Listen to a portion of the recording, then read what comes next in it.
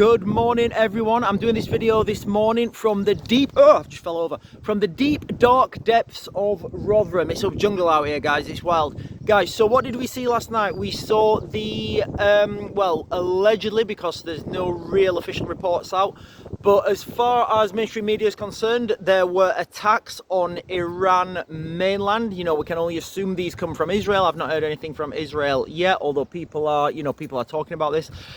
Guys, this is what I've been saying is going to come for a long time. You know, did they strike the nuclear facilities or did they not? The reality is, even if they did strike them and it was a catastrophic hit and they're all closed down, the Iranians at this point are never going to admit that, guys, all right? They're never going to admit it. You know, the Israelis, they may claim that they've struck them and that they're out of action. The reality is, guys, from what goes on now, you can expect the Middle East to be at full-time war with each other.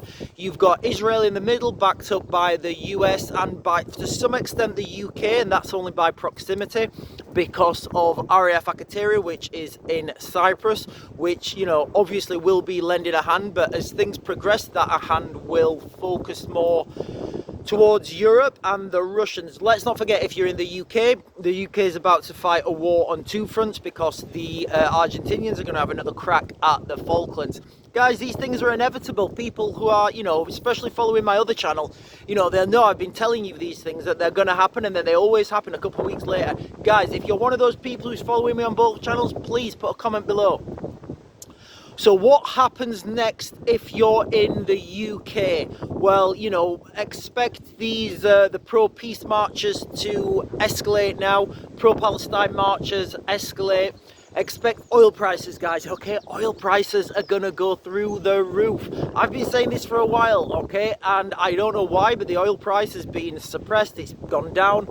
I think somebody made a shit ton of money last night with this strike, betting against the oil prices. So why are the oil prices going to go up? Well, on the what was it? The October the 7th, on that attack, straight away, guys, I said, okay, if Iran closed the Strait of Hormuz, everything's over. 20 to 25% of the world's oil moves through that region, and if Iran closed that off, then, you know, you can see all these prices rocket up. As we are now, the price of oil is going to rocket anyway because there's so much instability in that region. What does that mean for us, normal consumers, everyday consumers? It means that the price of everything in turn will go up because the cost of transport is going to go up. The cost of energy is going to go up. So, you know, guys, if you can and you've got the ability, go fill your car up. Go get as much fuel as you can now. If you're putting off buying something from, you know, a cheap shop from wherever, go and buy it now, because this reliance we've had in the West from cheap goods from the east of the world, namely China, you know, this is going to come to a halt. Why? Well, the price of oil is going to go up. So what else is going to go up? What do these big shipping containers run on? They don't run on ferry dust. No, they run on diesel. So the price of diesel is going to go up. If their prices go up, our prices go up. So I'm going to say there's going to be a short time now before these cost increases trickle down. However, you're also going to get a price drop in non-essential items, things that you don't need every day, such as, I don't know, garden furniture, TVs, that sort of stuff. So you'll see those prices come down as demand destruction happens. So what do I mean by that? Well, most people, they should be, you know, prioritizing what they buy now, because, you know, the price of everything's going to go up. So people will prioritize food over a new TV, will prioritize food and water over a new car. So those things, people are going to get a surplus of large TVs, garden furniture. What else I can't think of. You know what I'm talking about, guys, okay? So that's what's going to happen in the short term. In the long term, guys, are people going to start to say that World War III is officially started? I don't know, guys. I don't know what it's going to take to start.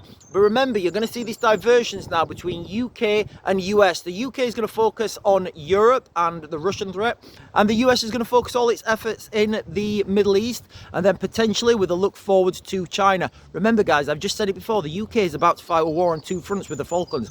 Nobody's excuse me, nobody's talking about the Falklands, guys, okay? Nobody's talking about it at all. It's gonna happen as soon as the UK is tied down in Eastern Europe. Then the Argentinians are gonna have another crack at the Falklands, guys, okay?